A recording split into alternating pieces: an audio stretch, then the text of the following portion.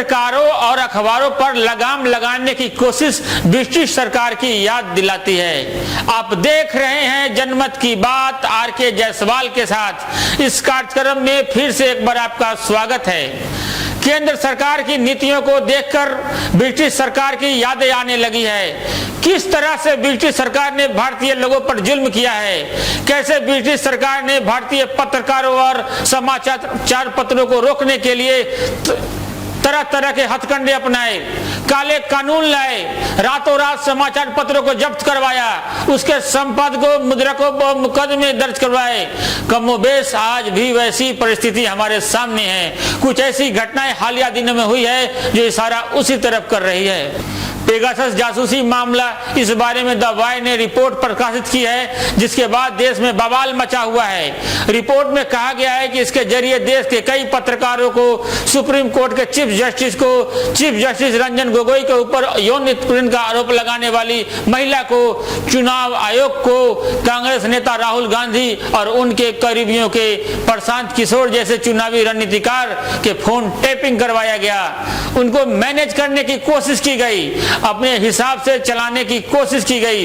एक किसी भी देश और लोकतंत्र के लिए खतरे की निशानी है। निजता पर जोरदार हमला है, स्वतंत्रता पर जोरदार हमला है। आज जागने की जरूरत है, आंखें खोलने की जरूरत है। श्याम मीरा सिंह मामला, बहुत कम लोग इस नाम को जानते होंगे, कुछ जानते भी होंगे। ये युवा पत्रकार हैं, इनकी लेखनी से सरकार डर गई। पहले आज तक में काम करते थे। सोशल मीडिया पर श्याम मीरा सिंह काफी सक्रिय हैं, अच्छे खासे फॉलोअर्स हैं। पत्रकार तो है, जाहिर सी बात है, समाज में हो रहे अच्छे बुरे घटनाओं पर लिखना इनका काम है। लेकिन उनको क्या पता, जिस कलम से महान क्रांतिकारियों ने अंग्रेजों को देश से भगाया, वही कलम आज उनको नौकरी से बाहर करवा देगी। 17 जुलाई 2021 को श्याम मीरा ने अपने ट्विटर अकाउंट पर लिखा, जो कहते हैं कि प्रधानमंत्री का सम्मान करो। उन्हें सबसे पहले मोदी से कहना चाहिए कि वे प्रधानमंत्री का सम्मान करें। उनका दूसरा ट्वीट था, Modi is a shameless prime minister.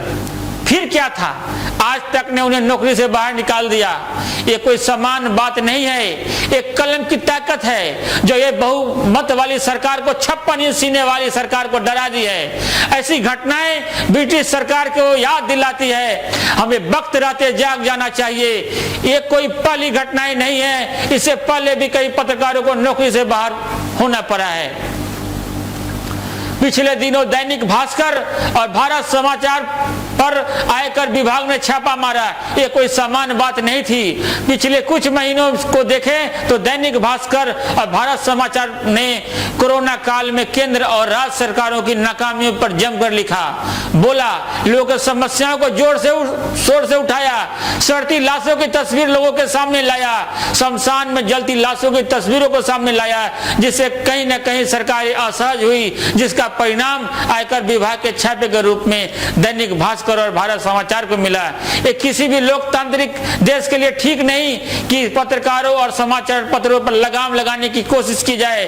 ऐसी घटनाएं जब जब होगी तो ब्रिटिश सरकार से उसकी तुलना होगी, चाहे वो इंदिरा गांधी द्वारा लाए गए इमरजेंसी हो, चाहे आज के दौर में समाचार पत्रों और पत्रकारों पर लगाम लगाने की कोशिश हो। सवाल तो उठेंगे, जोर शोर से उठेंगे, जवाब तो आपको देना ही होगा।